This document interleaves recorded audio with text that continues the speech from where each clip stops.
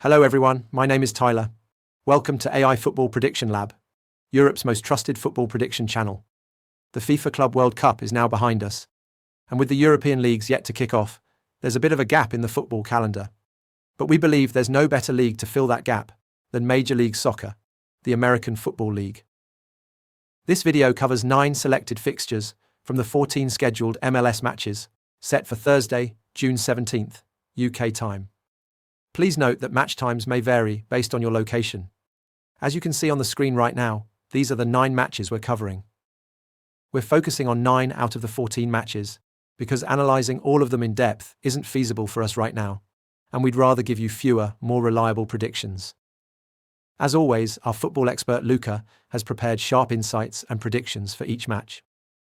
Don't forget, at the end of this video, we'll reveal our top predictions, a section featuring the picks we trust the most. But before we jump in, we want to remind you, everything we do on this channel is only possible with your support. Without it, this journey simply isn't sustainable. So if you'd like to help us keep going, please consider clicking the thanks button below. Big or small, every contribution matters. All right, let's hand it over to Luca and hear what he has to say. Hello everyone, Luca here. As Tyler mentioned, we'll cover 9 MLS matches out of the 14 scheduled for Thursday, June 17th, UK time. Let's get started. The first match, Cincinnati versus Inter Miami. Cincinnati currently sits second in the Eastern Conference with 13 wins, having had a solid season so far. They've been especially effective on the road. In fact, before this match, they had picked up more away points than any other team in the East. They were on a 4-game winning streak before their last match, where they suffered a surprising 4-2 defeat at home to Columbus Crew, despite going 2-0 up within the first 5 minutes. Cincinnati are certainly strong in attack and have no major issues scoring, but defensively they struggle as they've kept just 1 clean sheet in their last 9 matches. As for Inter Miami, they currently sit 5th in the Eastern Conference with 38 points, but it's worth noting they've played 3 fewer games than the teams above them. With those games in hand, they could actually be the real leaders of the league. They're in excellent form, having won each of their last 5 matches. Lionel Messi is leading the way, scoring twice in his last 2 games, including a brilliant free kick. Inter Miami also showed their strength on the international stage by advancing from the group stage of the FIFA Club World Cup. Their squad is well balanced, mixing young talents with experienced players. Both teams are dangerous in attack, and this looks like a match with plenty of goals. Still, my pick is no goal in the first 10 minutes. I think both sides will start cautiously, since neither will want to fall behind early, especially in a match that could be hard to turn around once you're behind. Next up, New York Red Bulls versus New England Revolution, a clash between 2 sides struggling for form. Red Bulls have dropped to 8th place in the Eastern Conference and haven't won any of their last 5 matches. In their most recent outing, they fell 2-0 to Philadelphia Union and failed to make much of an impact. They do have some high-profile players like Emil Forsberg and Choupo-Moting, but things just haven't come together lately. That said, they remain strong at home, with just 1 loss in 10 matches played in front of their fans. The real concern is their away form, with 7 defeats in 12 road games. As for New England Revolution, they're also without a win in their last 6. They had a strong spell earlier in the season, especially in March and April, but that form has faded. However, in their latest match against Austin, they looked much better, creating plenty of chances but just couldn't beat the goalkeeper. That kind of attacking intent, especially against one of the league's toughest defenses, is a positive sign. My prediction, New England Revolution to score at least 1 goal. They've been pressing hard lately, and I believe they'll find the back of the net in this one. Next up, Philadelphia Union versus CF Montreal, a clash between the top and bottom of the Eastern Conference. Philadelphia Union are currently leading the East, although it's worth noting that Inter Miami have 3 games in hand. Overall, it's been a strong season for Philly, even if their recent form has been a bit shaky. They suffered back-to-back 1-0 losses to Columbus Crew and Nashville SC, but in their most recent match, they bounced back with a dominant 2-0 win over New York Red Bulls. That victory was convincing, and it could mark the start of a new winning run. One of Union's biggest strengths this season has been their home form. They've only lost once at Subaru Park. They're solid defensively, disciplined, and they don't give opponents many chances, especially when playing in front of their fans. As for Montreal, they're bottom of the Eastern Conference. Out of 22 matches, they've lost 13. and they are one of the most fragile defensive sides in the league. That said, they've shown some small signs of improvement in recent weeks, picking up 2 wins and a draw in their last 5 games. Interestingly, they seem slightly more competitive in away matches than they are at home. Taking all that into account, my prediction is that Philadelphia Union will win this game, but it might not be a walk in the park. Montreal are beginning to look more like a team, and they could make things a bit difficult.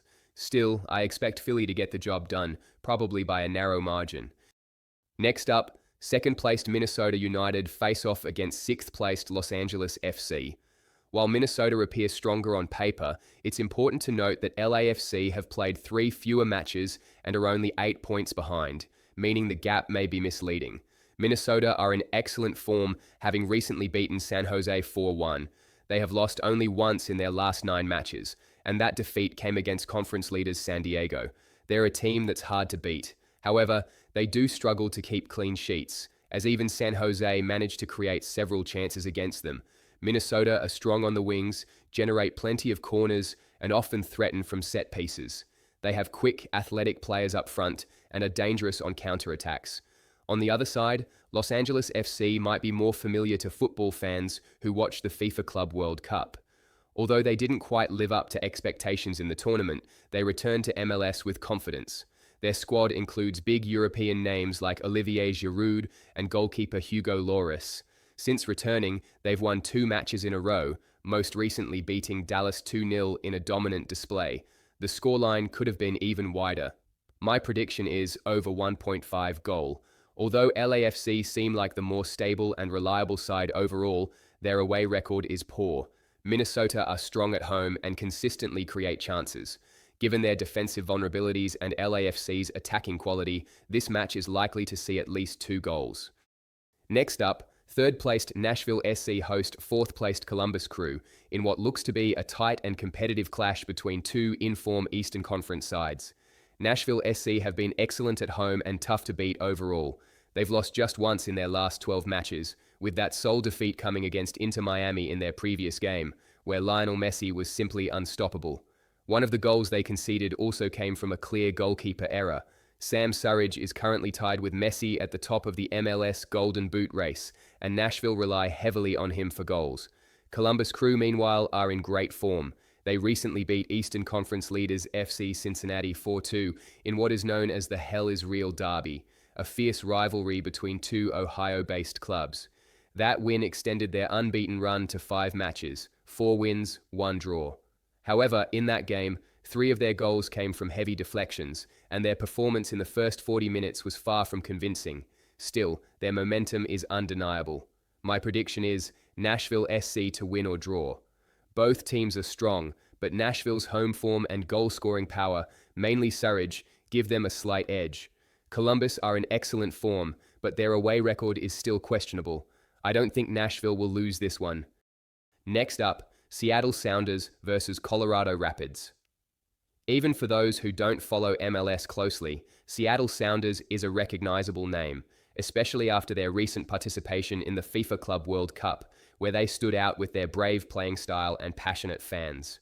Following the tournament, they've maintained solid form, 2 wins, 1 draw, and currently on a 3-match unbeaten run. They sit 4th in the Western Conference and are extremely reliable at home, with only 1 loss at home this season. However, one area of concern is their discipline. Seattle have received red cards in each of their last 4 matches. On the other side, Colorado Rapids are more of a mid-table team in the Western Conference. That said, they're coming off a strong performance, beating Vancouver Whitecaps 3-0 in their latest match, which will surely boost their morale. While they're not typically a high-scoring team, they've shown signs of improvement in front of goal recently. Still, Colorado tend to struggle away from home, with the majority of their points coming at home. My prediction is Seattle Sounders to win at least 1/2 of the match. They are strong at home and have been consistent in attack. In their last match, they led 3-0 before a drop in concentration allowed Sporting Kansas to come back into the game, eventually finishing 3-2. Because of that, a full-time win might carry risk, but with their attacking quality and home advantage, winning at least 1/2 looks like the safer and smarter call. Next up, Los Angeles Galaxy versus Austin FC. LA Galaxy currently sit at the bottom of the Western Conference with only 3 wins in 22 matches, 2 of those wins coming in recent weeks. It's fair to say they had one of the worst starts in MLS history, but their recent form shows signs of recovery. The squad includes some big names such as Marco Reus, Yoshida, and Zanka. Reus in particular has been a key factor in Galaxy's recent improvement, contributing directly to goals and overall team performance. On the other hand, Austin FC are the lowest scoring team in the league, having scored just 15 goals so far. They clearly struggle to find the back of the net, but their strength lies in defense, and that's exactly why they are still 9th in the conference. Austin play compact, defensive football, often slowing the tempo and keeping games tight. Most of their matches finish with under 3 total goals. Physically, they are a dynamic and disciplined side, and they rely on counterattacks to create chances. In their most recent match, they played out a 0-0 draw against New England Revolution, although they gave up several clear opportunities. My prediction is Austin +2 handicap. LA Galaxy will want to keep their home momentum going, and they are the slight favorites here. But Austin's defensive discipline makes it unlikely that they will lose by more than 1 goal. I believe Austin will stay within the +2 handicap. Next up, San Diego FC versus Toronto FC. Western Conference leaders San Diego host Canadian side Toronto in what looks like a heavily one-sided fixture on paper. San Diego have been very strong this season.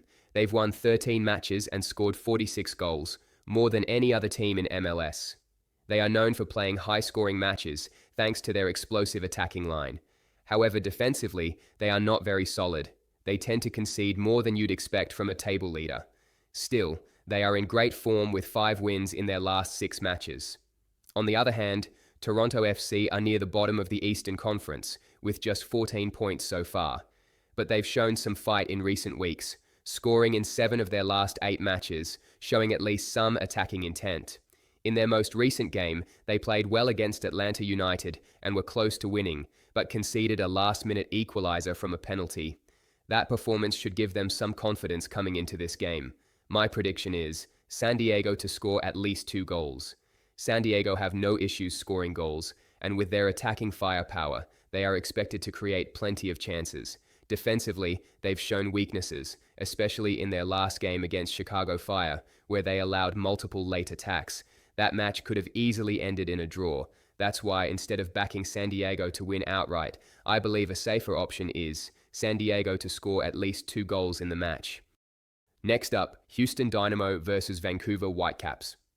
Vancouver Whitecaps are currently 3rd in the Western Conference. They started the season strongly, but have since seen a significant dip in form.